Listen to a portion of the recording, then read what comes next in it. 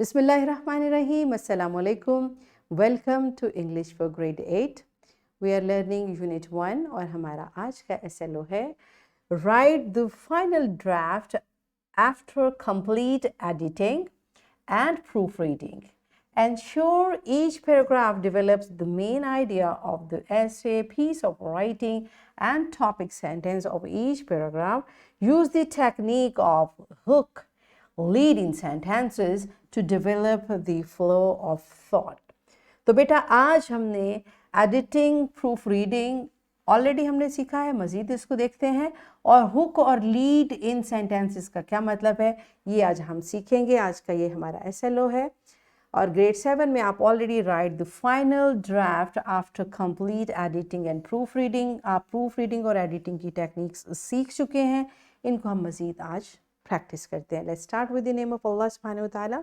Allah mentions in Quran Surah An-Nisa ayat 17, Allah only accepts the repentance of those who commit evil ignorantly.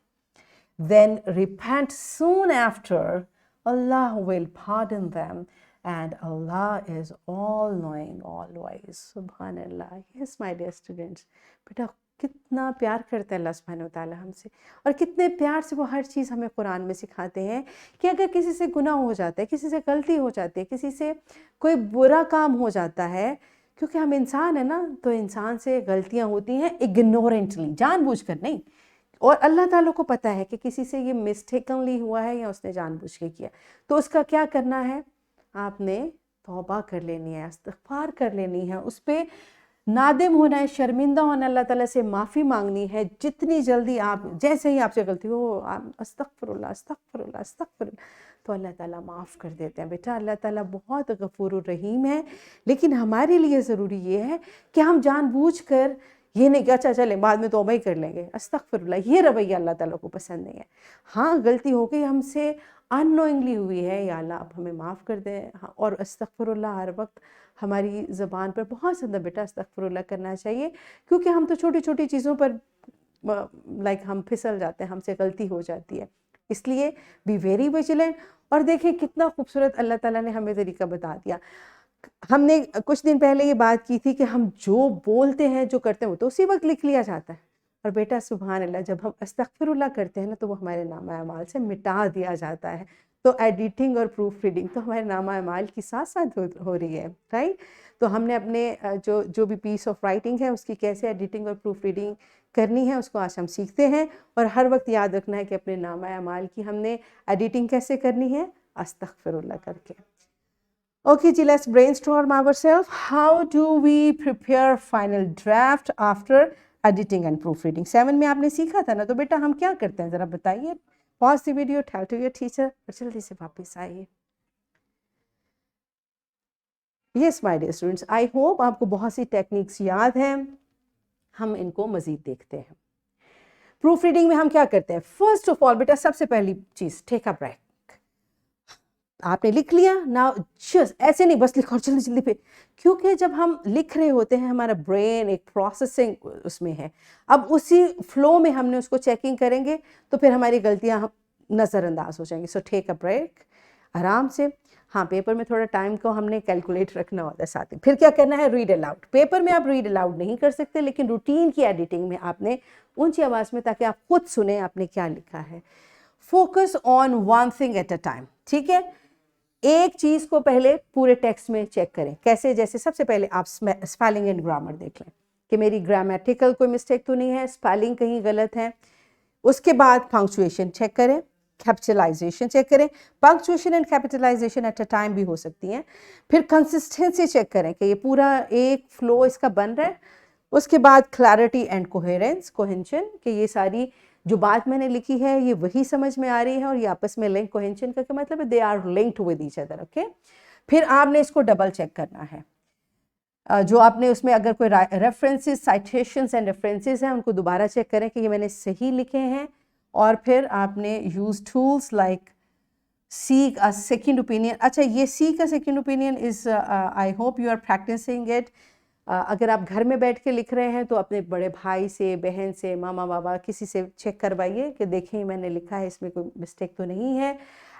फिर जो गलतियां आपने point out कर ली हैं उनको एडिट करें और रिवाइज करें, और फिर एक मरतबा फाइनल रिव्यू देने के बाद आपने अपना फाइनल ड्राफ्ट तैयार करना होता है और फिर सबमिट करना है।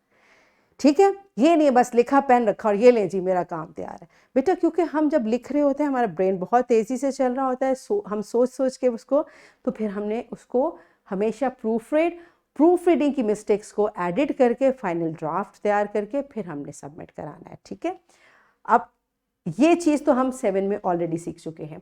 आज हम एक और चीज़ सीख रहे हैं, वो है हुक। देखिए अभी हमने ग्रेजुअली चीज़ों को लिखना, उसको लिखने के लिए ऑर्गेनाइजर्स यूज़ करना, और अब एक और चीज़ हम सीख रहे हैं हुक। हुक क्या होता है? A hook is a sentence और a group of sentences at the very beginning of your piece of writing, जिसको जैसे आप लोग बोलते हैं ना बहुत कैची सेंटेंस लिखें शुरू में, that is called a hook. Okay, usually an essay or article that is designed to capture the reader's attention, जो वो पढ़ते पहले सेंटेंस को पढ़े और कहें वाह भाई कितना अच्छा लिखा, and draw them into your topic, और वो उसको इंटरेस्ट से पढ़ें, बोर ना हो। तो this becomes the your hook sentence becomes the first impression of your writing. और कैसे अपने राइटिंग को हमने अट्रैक्टिव बनाना है, उसके लिए बेटा हमें बहुत प्रैक्टिस और चीज़ों को डिफरेंट तरीके से देखने की ज़रूरत है। आज हम उसमें से कुछ चीज़ें सीखते हैं। Hook can take many forms such as a surprising fact. अब सरप्राइजिंग फैक्ट के लिए आपके पास फैक्ट्स होने चाहिए ना, तो ज़्यादा से ज़्यादा पढ़ा करें।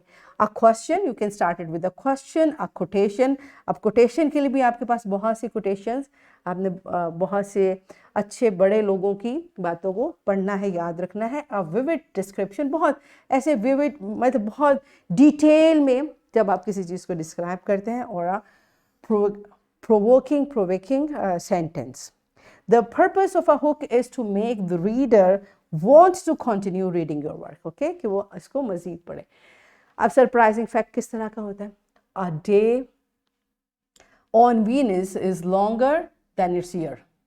It takes Venus 243 Earth days to rotate on its axis, but only 225 Earth days to orbit the sun. Allahu Akbar. Did you know that? I know you didn't know that. जो वीनस है उसका साल उसके दिन से छोटा है। आपको पता है Venus is the first planet in solar system, तो उसका जो ऑर्बिट अराउंड द सन है वो उसके अपने एक्सिस से भी छोटा है, तो वो उस ऑर्बिट को 225 दिन में कंप्लीट करता है। और हमें पता है कि जब एक प्लैनेट पूरा वो ऑर्बिट कंप्लीट करता है इट बिकम्स अ ईयर, और लेकिन जो अपने एक्सिस पर उसकी रोटेशन है वो 243 डेज में कंप्लीट करता है, तो उसका एक दिन जो है वो उसके एक साल से लंबा होता है। This is how you can take this is, I brought this example for surprising fact. या फिर एक और देखें, honey never spoils. Archaeologists have even found pots of honey in ancient Egyptian tombs that are over 3,000 years old and still perfectly edible. सुभान अल्लाह बेटा, ऐसे तो नहीं, हमारे नबी सल्लल्लाहु अलैहि वसल्लम की सुन्नत है शहद खाना, तो शहद कभी भी ख़राब नहीं होता। आर्कियोलॉजिस्ट को 3,000 साल पुराना शहद मिला और अभी भी वो इडेबल है, आप उसको खा सकते हैं, right.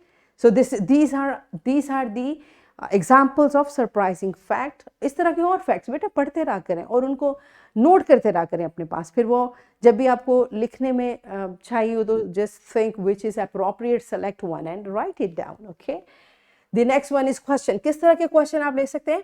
Have you ever wondered why some of the world's most successful individuals share a common habit, waking up at 4 a.m.?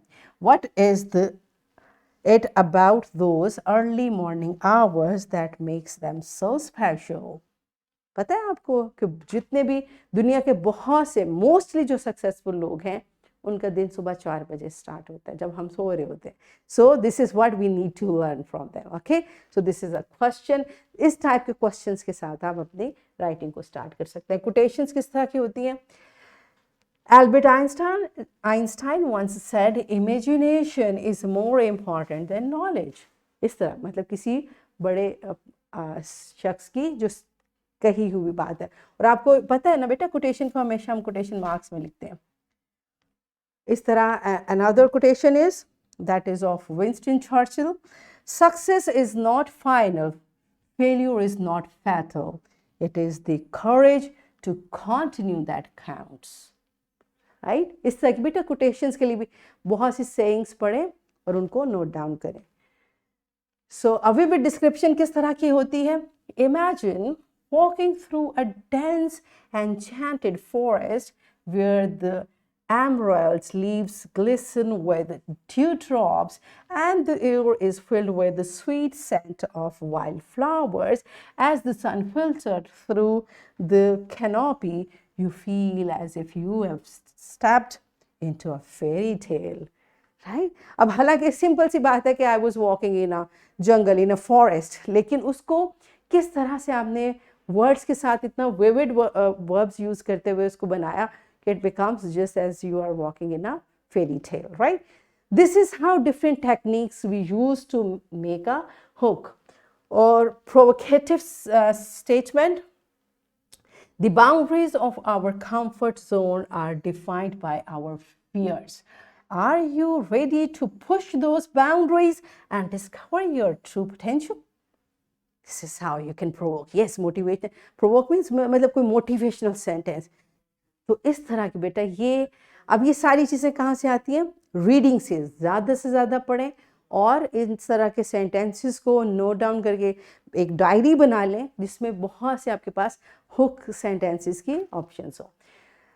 So this is how we do it. Now the next thing we are going to learn is leading sentences. Leading sentences are also known as transition sentence or topic sentences are used to smoothly guide the reader from the hook into the main body. अब ये नहीं है कि hook बिल्कुल अलग कर दें. Okay बेटा, ठीक है, हम उसको इंटरेस्टिंग बनाना चाहते हैं, लेकिन वो आपके टेक्स्ट से रिलेटेड होना चाहिए और उसको फिर हमने लिंक भी करना है.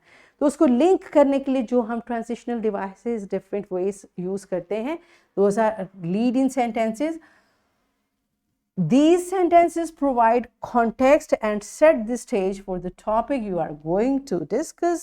They should be relevant to the hook and the overall theme of your essay or article. Right?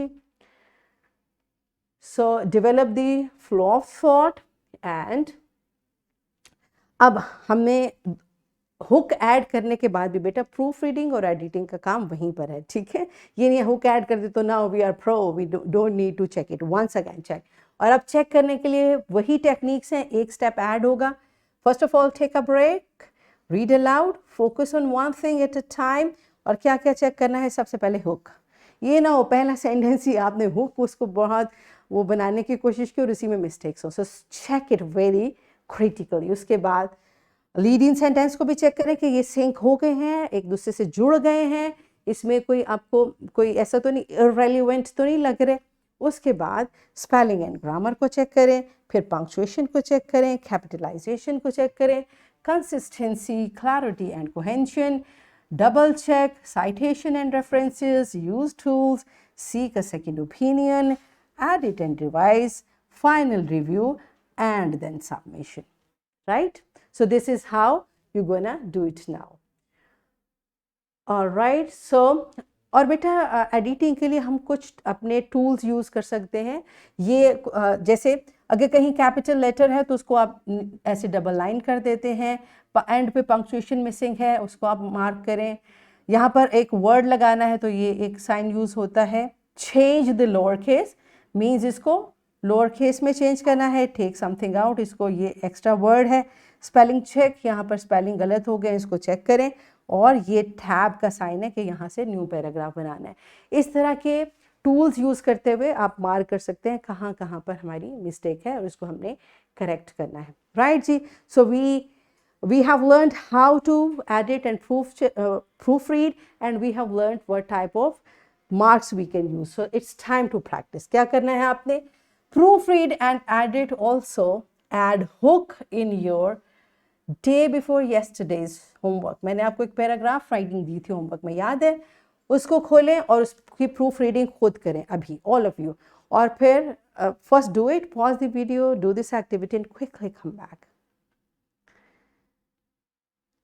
Yes my dear students, done. देखा, जो मिस्टेक्स टीचर ने पॉइंट आउट करनी थी आप लोगों ने खुद ही वो निकालनी है. ठीक है.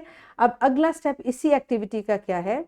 हम इस वर्क को क्रॉस चेक करेंगे इन पेयर्स, आपस में। टीचर काइंडली बच्चों के पेयर्स बनाएं और इनकी नोटबुक्स आपस में एक्सचेंज करें, एक दूसरे का काम आपने चेक करना है। Pause the video, enjoy the activity and then come back.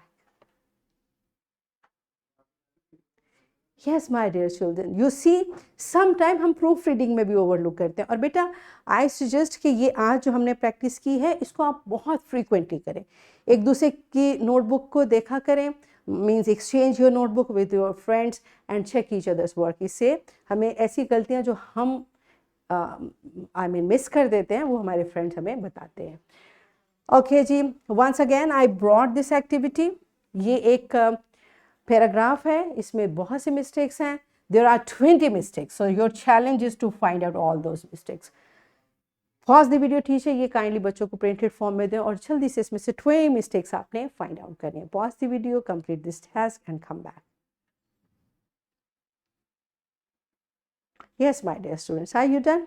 Right बेटा, आज मैंने इतनी आपको प्रैक्टिस करवा दिया कि आप तो एडिटर्स बन गए। Now it's time for your homework. Right neat and clean final draft of your composition. जो आपने अपनी मिस्टेक्स अभी निकाली हैं उनको आपने घर में अब फाइनल ड्राफ्ट बनाना है उसका।